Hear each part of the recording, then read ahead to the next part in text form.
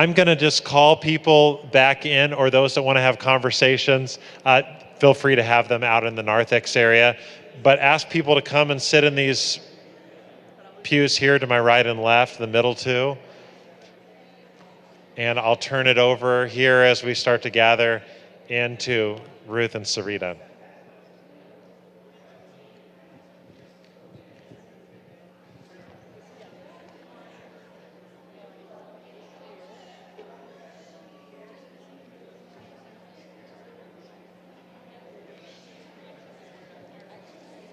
I'll shut some of the doors. I'll shut those, and then when you feel like it. And then I'll run in here. That was good.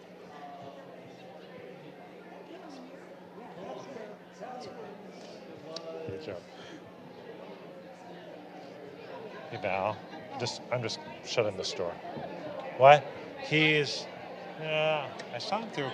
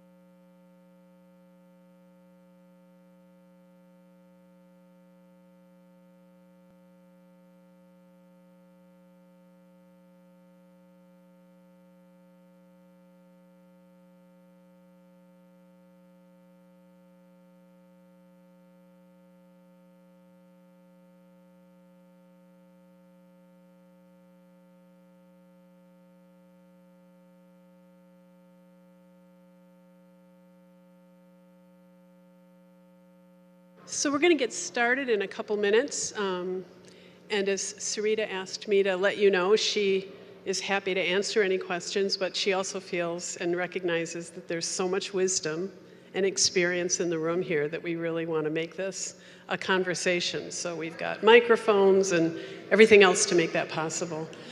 Folks have asked how we were able to have Surita with us today. She and I go way back. When I worked for Amnesty International in the late 80s in Chicago, Surita was our policy director and counsel as an attorney in New York City.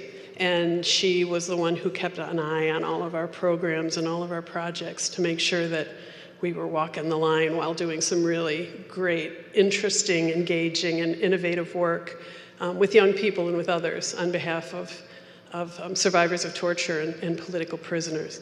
And since then, you heard the list from Gwen of the different places that Surita's worked. It's a small world of human rights workers here in the US. And so as we remained good friends, we also intersected in our professional lives and in projects. And it was such a privilege to have her here. And I think it would be a great privilege, since she has had so much exposure to the cowboy dance song, that we could all listen, because apparently, Surita, you heard more than enough in my home. Would you like to give us a little? Something about simple living, giving? She's just embarrassing me because I roasted her in front of you all. I have had burns from my friends before, but never from the pulpit. So that was my first pulpit burn, honestly. And let me tell you that I appreciate that the Church of the Brethren provides that enabling space for us to be truly who we can be. Right. So we have visited, we did a public community talk. Surita gave us a talk on Thursday evening at the library, and we had a turnout. And we were at Seniors for Peace. And in both of those, I had no idea the wealth of firsthand experience that this community has had with Heifer International. And I think Surita also recognized that as well, and heard some great firsthand stories, and love to hear new ones or the same ones over and over again. And we're going to turn to that. But Surita, if it's okay with you, I want to start with a question that I couldn't answer that came to me just before the service, which is, does Heifer have a position on peace? Yes. So our position on peace, as it is on human rights and social justice, is you can't basically do development work unless you have those things in place. We are an international development organization. We were founded on the basis of peace through the Church of the Brethren, through Dan West.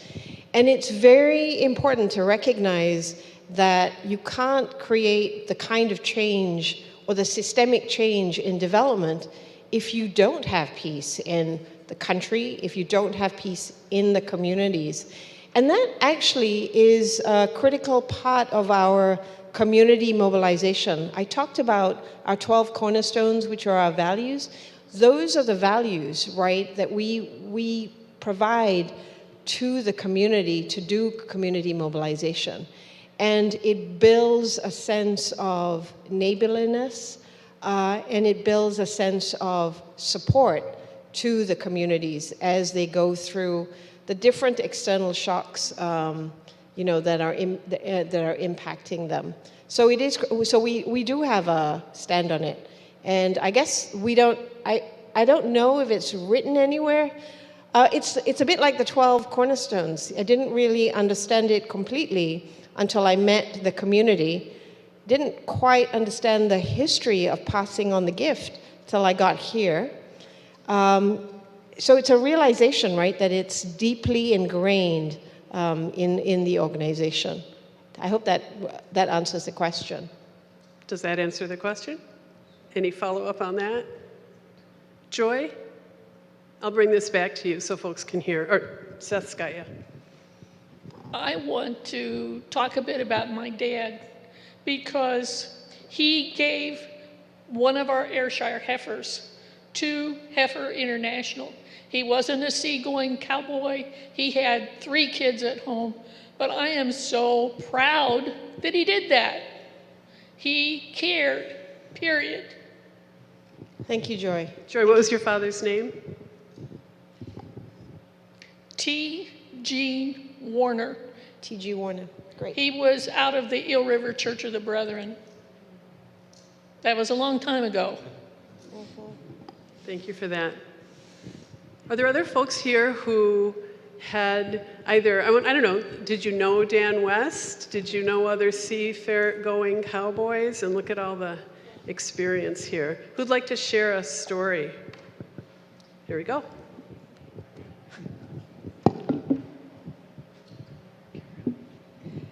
Well, I'll say Kurt's uncle, Harper Phillips in Waynesboro, Virginia, was a seagoing cowboy. So, and he was on one of the ships that went to Poland when they started going there, and they were stuck in the ice for a while with all the livestock, but he had lots of stories to tell.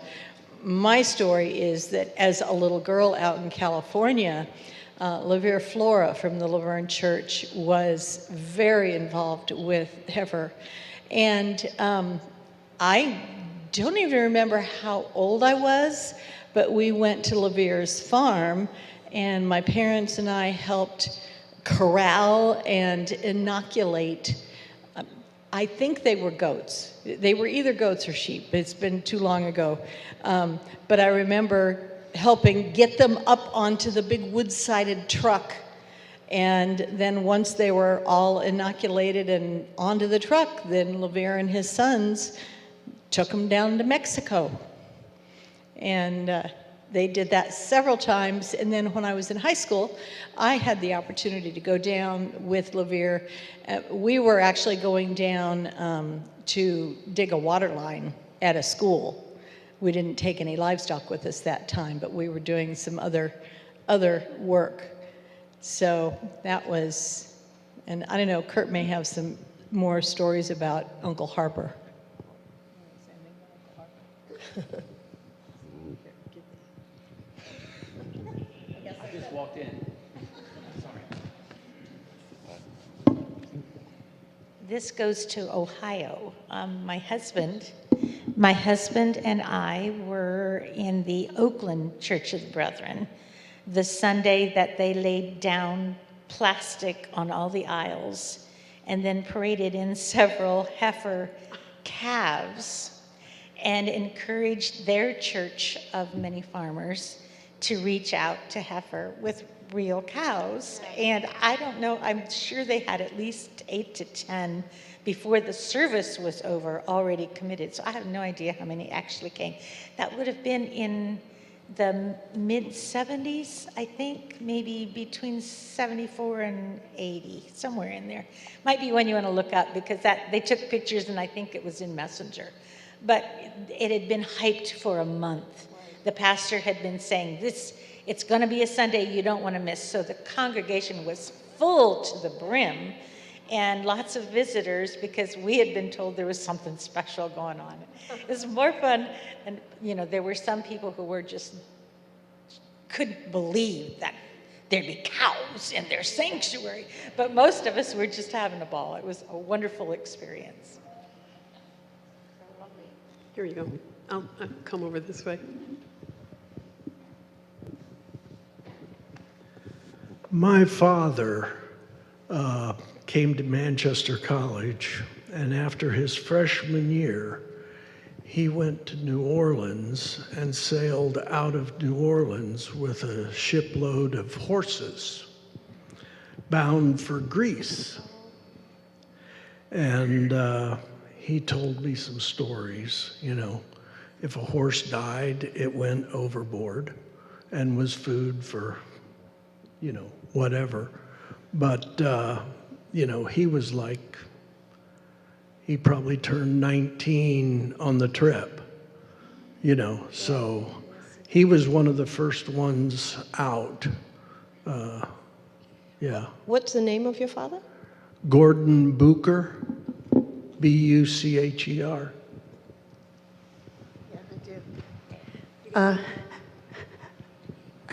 I inherited all of the stuff when my parents passed, and there was a real treasure from my grandpa, John Eberly. He was the first person on the ground in Europe when they took, I think it was horses originally, and then maybe cows, I don't remember exactly, but to Poland and Italy and Germany after the war. So it would have been the mid-40s to late 40s. And he wrote, I found the letters that he wrote back on that airmail paper, you know, this real thin and typed and skinny. And it was such a treasure of what was happening in Europe after the war and what his job was over there with Heifer Project. And my aunt took those and typed them up, and we shared them with all the grandchildren and the great-grandchildren. And then the original letters are at Elgin in the archives. I also found this suitcase, wooden box that weighed a ton, full of slides. He took pictures while he was there and had them made into slides, but at that time slides were giant and glass. And I couldn't watch them. I knew what they were. They were of his experience, and there were gobs of them. And I took him to Dave Sollenberger, and he didn't even have a machine that could show them. So I had Lois deliver those up to Elgin to the archives for me also, but that would have been something that your office would have valued. I can't tell you everything on them, but it was experiences that he had in Europe. He was there, I think, about 2 years. It's a great story, and we are archiving, historical documents right now, and Peggy Reef Miller actually is helping us do that. So it's great to hear these stories and to know that there's paraphernalia of whatever, all sorts, right? We have the journal. We gave that to Peggy, this is great. We have a comment or question back there. My brother Richard Tobias was a seagoing cowboy, and on the ship, his cow had twin calves. So he had to take care of those twin calves on that boat. What was So the and his home church was Eastwood Church of the Brethren, Akron, Ohio. And what was his name again, please? Richard Tobias. And we had a hand up over on this side. Somebody? No? My mistake. Oh, here we go. My name is Joan Foz. I'd like to speak to you all about what I learned about Heifer International as a volunteer. And I'd like to speak to you, Surita, about the stories that you're hearing here. I want to assure you that all these stories are alive and well at Heifer International, at the Heifer Ranch, and I don't know as much about at the headquarters, but anything that I learned there reflects the kinds of stories that you're telling here. So your stories aren't dead. They still remain at Heifer International. Every volunteer, every visitor who comes to Heifer hears, first of all, the story of Dan West. We also have an education building at the ranch, which is named for Thurl Metzger. And so those two names are very, very well known. And just want to tell you how much I learned as a volunteer at Heifer, and it very much is the same as what I'm hearing from you from the pulpit. So she's not blowing smoke, she's telling us the truth. Thank you. Oh my God, that is an amazing testament. I cannot just let that go without expressing gratitude and affirmation, because that's what you need, right? You do the work, but other people affirm what you're doing. I know that there are other stories and we're going to get to them, but I just wanted to just stop here and share the fact that the passing on the gift, which started with, taking the cows and all of the livestock, today happens in the communities in their own ways. And these ceremonies are intricate and they're inspiring. And in every single community, whether it was in India, Nepal, or in Ecuador, there was a song that they had. It wasn't Cowboy Dan, but it was about the 12 cornerstones. And singing is very sort of critical to the work that we do. So I wanted to share that because, wherever we are in the world, we are giving thanks, right? And we are sharing in a deep way. And I just wanted to share that with you because that was my first exposure. And then coming here and meeting you and seeing this deep connection is very, very heartening. And thank you, Joan, for saying that. We got somebody on that side. Delora Roop. In the mid-1980s, Jean and I had an exchange daughter from South Africa. In 2007, we were privileged to visit her in Durban, South Africa. We went one day with her to her work. She was working with township women, doing crafts and things that they could make to sell and earn some money for themselves. After we had observed that for a while, Jean and I went out walking around the grounds. And as we were walking towards the perimeter of that business, there was another business there, and there was this sign that said, Heifer International. We said, whoa. We had no idea there was Heifer in South Africa. And so we went over, of course, and introduced ourselves to the people there and told them this blew them away, that we knew Dan West. And so that was a great experience. And also that cousins of Jean's dad, Roger and Olive Roop, were a collection point for the heifers in Union Bridge, Maryland, where they would collect the heifers there and then take them to the port. And also, our daughter-in-law, who's a veterinarian, has been to Heifer Ranch to help with lambing.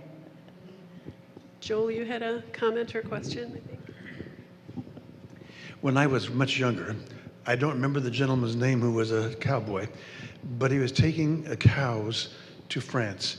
And the story always stuck with me because when they unloaded the cows, this was a ranch hand who knew how to handle cows, and the cow didn't want to get off. So what they did was they twisted its tail. This was out of the truck. It wasn't off the ship. It was from the truck to the farm.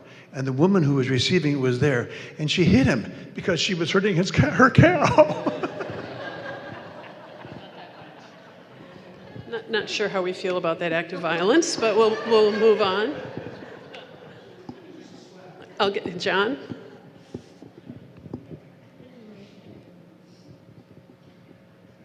Well, I might relate this story as there were fewer and fewer live animals shipped over the years because of embryo transfer and genetics already in the country. But in about 1979, I wrote health papers on, I think, what may be the last heifer that was donated from Dean Dawes' dairy north of Wabash. So that happened in 1979, and I don't know of any other live heifers from this area that were, typically they would go to the Goshen Collection Center from here. Okay.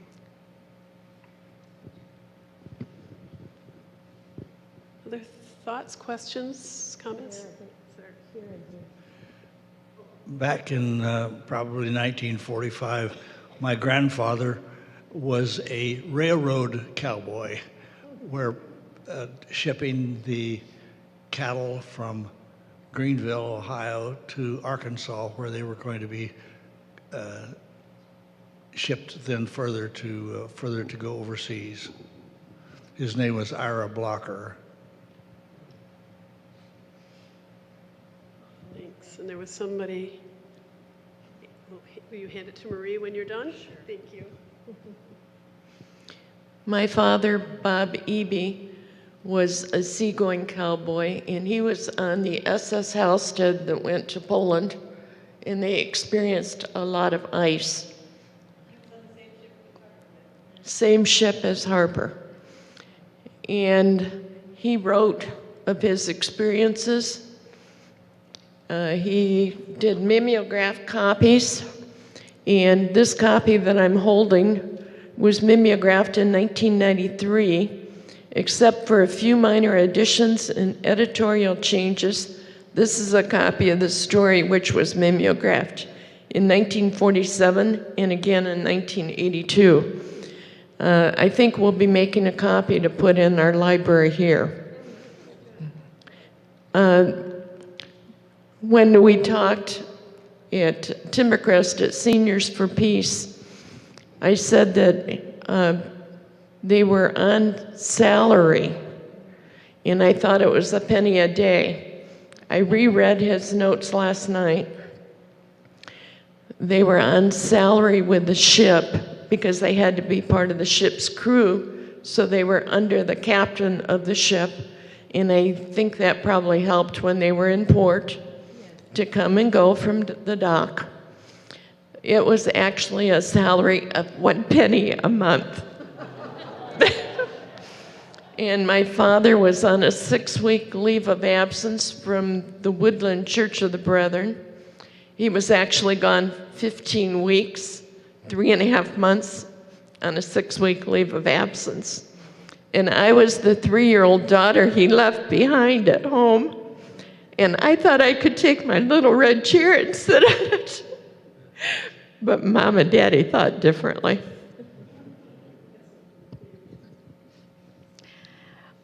The year I graduated from high school, I spent a week hiking the Appalachian Trail with Dan West and some other people. And then about 5 years later, which was 1958. I told this one Friday, but I was at the distribution place in Germany where people were receiving the heifers, and that was quite an exciting day. And like I said before, I had it, somehow got a hair off the tail of a heifer and kept it a long time.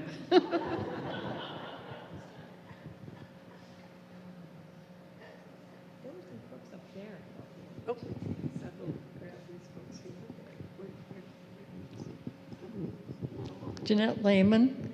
I think as I look around the crowd, I think all of us had experiences with heifer, one way or another. We have all, and that's wonderful, and that is something we can't ignore. But I also am very interested in what's going on in heifer now. I'm concerned for climate change and all these different things that are happening in the world that is still making heifer important to the world. I'd like to have you tell us a little bit more about, you did it this morning, and if you don't have anything else, but I think we should give you some time to just let us know what's happening and what's going to be what you're looking forward to. Yeah, I really appreciate the question because it speaks to the approach that we're taking, which is to look at hunger and poverty and caring for the earth in a very systemic and holistic way, beginning with the community. And we want to make sure that the community is building its resilience to deal with issues of climate change. We provide technical knowledge, and we're thinking about what happens with crops, and we're thinking about insurance because we don't have control over climate, but we are thinking about things like fodder that get fed to the animals so that it's green fodder. And it's also a crop that the communities can grow. Some of the stuff we don't actually have to bring, it's already there because they've been on the land for generations.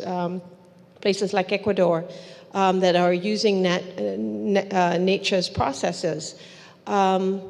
But for us, it isn't just about the product and sustainable living income. It's about concerning about the whole community and working with women's empowerment because so many of them are female householders.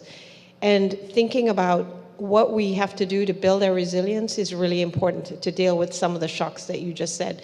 This is happening in all of our countries, and I want to say it's not a one-size-fits-all. We don't have a black box and then we go around to each country and say, you must use all of these tools. Everything is contextual. The other piece in all of this is you can't do it alone. You have to work with the government, and you have to work with other NGOs in the country who are also looking at other issues that impact agriculture. And so making sure that we are doing that, supporting in terms of markets, and then thinking about the interventions on the value chain that the farmers have decided that they're going to focus on is where we intervene. And that approach has worked for us. I think we wouldn't have had the impact that we've had on these 42 million farmers already had we not applied that approach. And because we're so lucky to have resources that allow us to adapt, when you get money, say, from the US government, it's a contract. And you have to do it over a period of time, and you have to do these things. The support that we get from folks like you all, and not just you, but people around the US and the world, is it gives us the ability to leverage it, but also to apply it in the way that it needs to be applied to support the smallholder farmer families. And that's why we know that we can reach the 10 million farmer families we want to reach, because we're not just applying a one-size-fits-all. We're thinking about the multiplier effect, and we work in partnerships. We don't think we know everything, and we can't possibly. So knowing people who know about climate smart agriculture, bringing those people to train and work with the women farmers, critical. Knowing technical knowledge around finance, knowing which banks to go to access more finance, that's what we do. We facilitate, we mediate, we partner with, and it's very powerful. Anybody else? I understand there was some. Okay, move over there then. And then Gary, we'll get you. Bud Tully, I'm the one with the animals up there. From what you said, I want to encourage you to keep doing what Dan West did. Dan West thought outside the box. Yes. He was that kind of thinker. He helped us in the Church of the Brethren create Brethren Volunteer Service.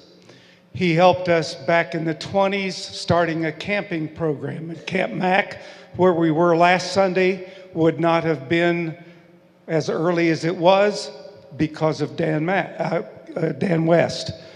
Our Peace Studies program at Manchester University is another thing that Dan West encouraged. Think outside the box. And we need to keep contributing so you're not confined, so that you can think outside the box. I so appreciate you saying that about thinking outside the box. And when I was reading Dan West's writings in preparation to come here, so I didn't seem fraudulent, like, I knew what I was talking about. I did read his one of his 10 objectives. I read one of them about the passing on the gift. But the other one was, when we were setting up offices in countries, make sure that the people that we hired were local, because they know what they're doing. And I want to just tell you, we're in 19 countries. It is all local staff who are leading. And I got to see them interact with the smallholder farmer families. There's such trust, right, that's built. And they're directing us, meaning the senior leadership that may exist globally, in terms of what our strategy should be. So we are becoming this locally led development organization that will ensure that the work that the farmers are doing are sustainable beyond us. And he also talked about partnerships. He said partner with anyone and everyone. Didn't have an issue with that. As long as our values and the direction we were moving were in the right, in the same way. So that's what we're doing, which is terrific. I'm Gary Heisler, and I'm curious about the organization itself. I believe, I don't know, some of you here would know a lot more about the history, but in Goshen, there was an office, right, for heifer, and I don't know whether that was the original headquarters when it was in the Church of the Brethren or how that all got started, but anyway, today the organization is so much larger. Do you have statistics or information about how many employees? I do. Okay, I'd be curious to hear that. I mean, I would not be the CEO and president if I didn't know how many staff we had. We have over 800 staff globally. About 250 of them exist here in the US. We have our head office is in Little Rock, and we have an office in Washington, D.C. Now, because of COVID, you may know that many of us are working remotely. We have that beautiful building I think many of you have seen. We're actually in the process of selling it. We are going to lease back 2 floors of the 4 floors so that staff who are in Little Rock and who go to the ranch can come in. But we're really trying to make sure that all of the monies that we get, even from the sale, go into our programming, so that our operational costs are not high, that our percentage that goes into the work to end hunger and poverty, to increase the productivity for the smallholder farmer families, that's where it's going to go. that is the organizational transformation I'm embarking on with our staff. I'm not coming in as a leader to say, oh, I've got this great idea of how we're going to end hunger and poverty and here's the fix. It's really about recognizing that this venerable organization, to be relevant in the 21st century, to end hunger and poverty, which has been ongoing, to care for the earth, right, requires an operations that can be agile and adaptable for the world that we're living in today. If we have that, then that will support the smallholder farmer families, because they rely on us to continue to exist, to support them through their hardships. And we want to continue to do that. The other thing I will say is we're not going to spread ourselves thin and go to, 160 odd countries. We were actually in, I think, over 125.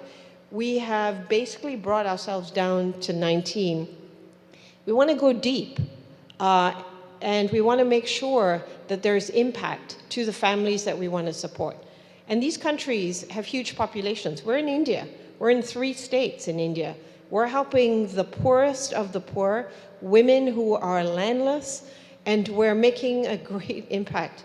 I believe if we stay the course, my job is to make sure that we transform ourselves as an organization to make that happen. And obviously, your support in all of that is critical and has been critical. Thank you for that question. I was thinking about the impact that heifer had on me as a child, and I talked to you a little bit about. Yes. My dad took me to meet Dan West. We drove up to his farm, and he took me and was talking about his seagoing cowboy experiences and stuff. But then I remembered, as we've been sitting here, that Phil West, Dan's son, was my camp counselor at Camp Mac for a week, and he had just come back from several years in Poland, and I don't know if it was through heifer or BVS or whatever, but that just made such an impression on me as I think I was 8 years old, just out of 4th grade. So I was thinking about, I know in the past heifer's done a lot of outreach with children, educational outreach. Is some of that still going on? No, so we used to do that as part of the ranch, and we had these global villages so that people could come and understand what it meant to live in another culture and internalize that. We, I think over the years, stopped doing it because there were less people coming, and we certainly in Little Rock, that's what we're known for. Every time I say I'm from heifer, they talk about the ranch, right? What we decided to do is actually have people go out to the countries. So we have had donor visits, but because of COVID, we're slowly trying to figure out how to build that back and to make it authentic so that you meet the community and you engage with them. And I was on one to Ecuador in February. And so we want to do more of those, and we'll invite people and donors who are interested in coming to meet the community and hear from them directly. And you see where how your dollar actually goes so much further as you hear it from the community themselves. Very exciting. I'm grateful for your comments around partnership. I think it's one of the more wonderful words in this kind of work. And I heard you talk about partnerships in country, but also partnerships with other non-governmental organizations. Could you comment about a couple of other NGOs that heifer's been working with, and who are some of the more helpful partnerships? Yeah, so in the US, we're part of an alliance called Interaction, which is all of these different organizations that by and large get their money from the US government. So CARE, World Food Program, Mercy Corps, they're all part of that. And we are a member of that alliance. And so we learn from them about, issues around development. We figure out how to partner in country. Right now, I'll tell you that we are part of an alliance for Central America to essentially look at agriculture together, to look at ways that we can aggregate the learning from 3 countries, Honduras, Guatemala, El Salvador, to think about biodiversity. And that's another organization an alliance that we are working with. We work with the IFAD, which is the Institute for Food and Agriculture, and it's a UN body. And we are providing in different places partnerships that relate to us, as in heifer, providing technical assistance to the smallholder farmer families. And it's a partnership with them. And we have it in Ethiopia, we have it in some other countries in Africa.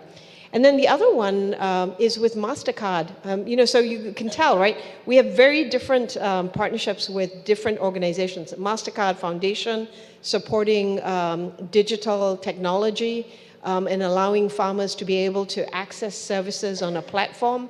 That's something else we're doing. We have a partnership with Cargill on poultry, backyard poultry. And that's something that we're trying to do to address nutrition and also, increase their enterprises around selling chickens. So that's another. So we do the whole gamut.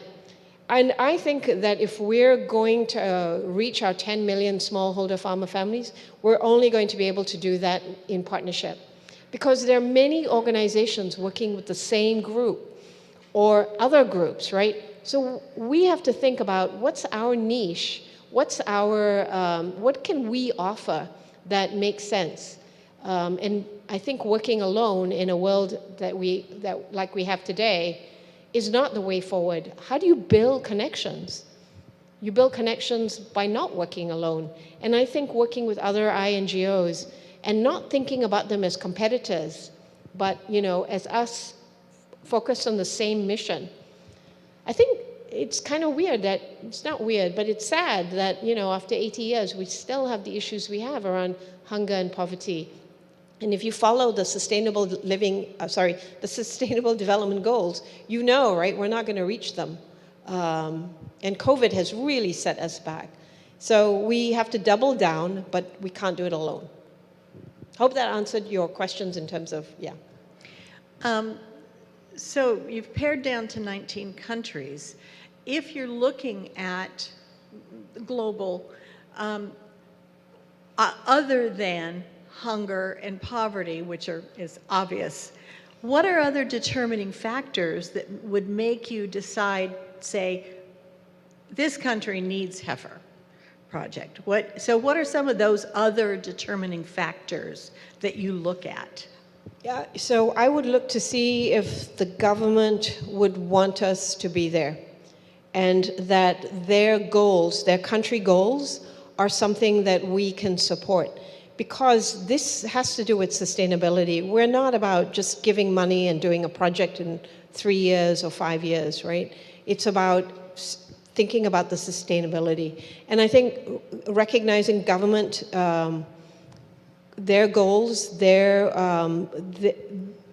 forward thinking is important to us.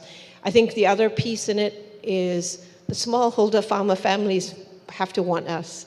We can't just walk in and say, we're going to, tell you what to do anymore. I mean, that's not how development should work or ever worked. And so they need to invite us to be able to do this. And we need to figure out if we have the resources. And by resources, I mean the assets in terms of the staff that can support the partnership locally, whether we have the ability to look beyond the immediate, so think about short-term, medium-term, long-term. We have to take a long view to the problem. So if a donor came to us, and we've had this, oh, we'd like you to go to Fiji and do this. I'm like, no, we're not going to go to Fiji because we've never been there. And it's not enough that you just give us the money. We need to do the research to assess, right? Does the enabling environment allow us to coexist in that community? And that would mean engaging with the communities as well to see if we should be there. And I think that that's the right way to do things. And from an organizational standpoint, this is what locally led development should be. It should also be where the decisions get made. They shouldn't get made in Little Rock by me. They should get made by my colleagues who are country directors and program managers.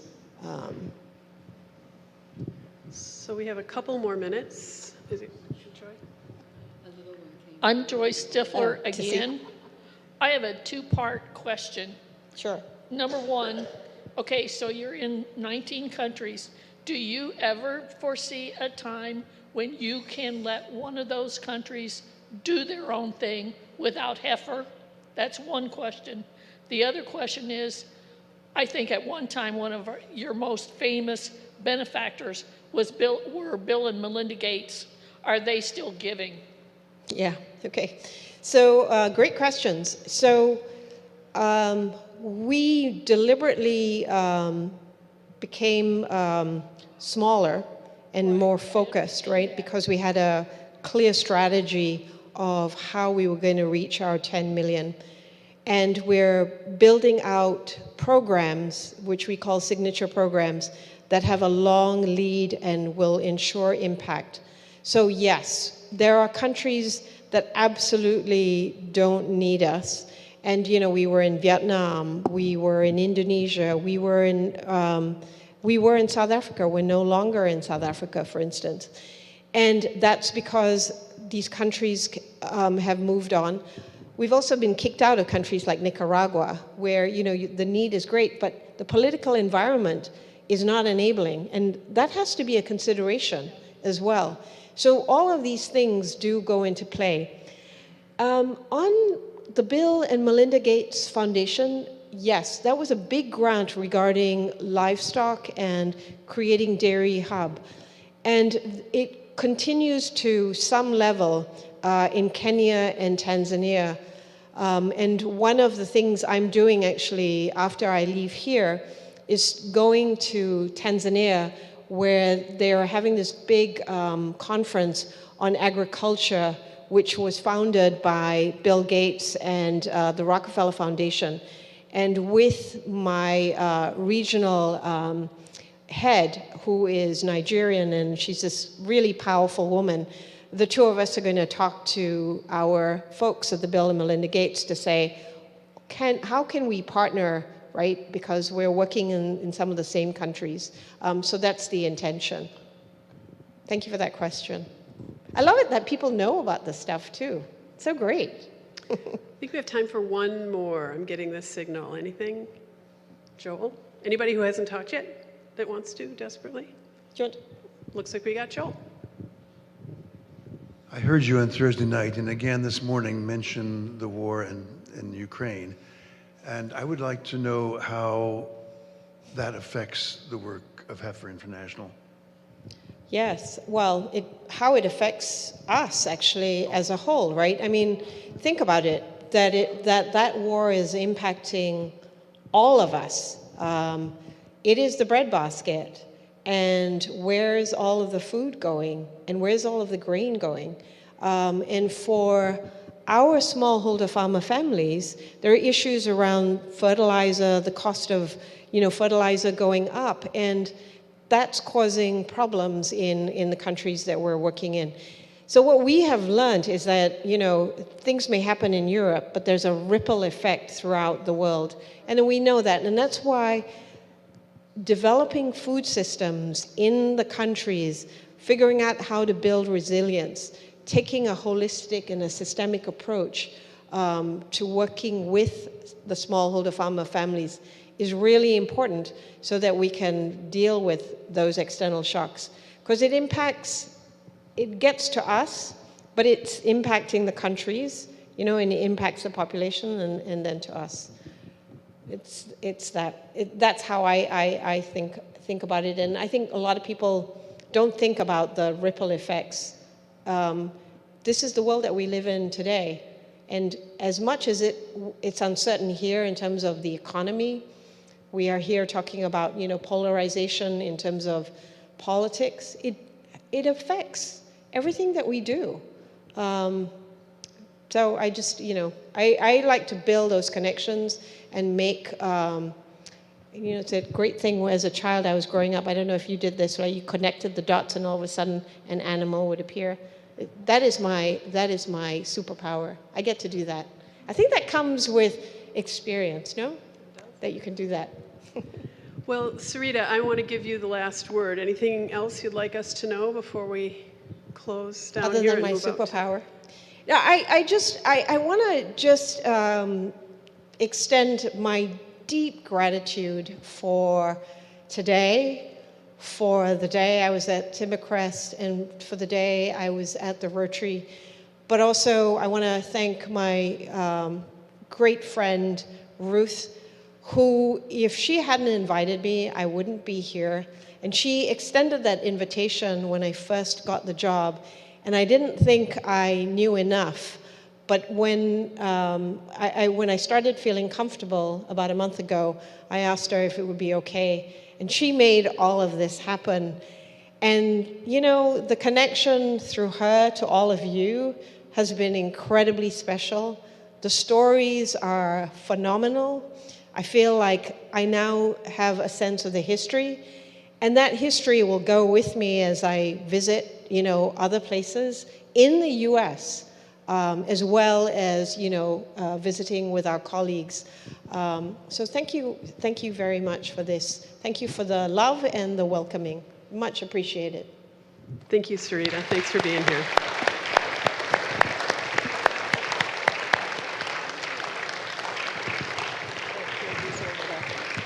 And so we will proceed and share a fellowship meal, and Surita will be with us and enjoy with more conversation with her. Thanks.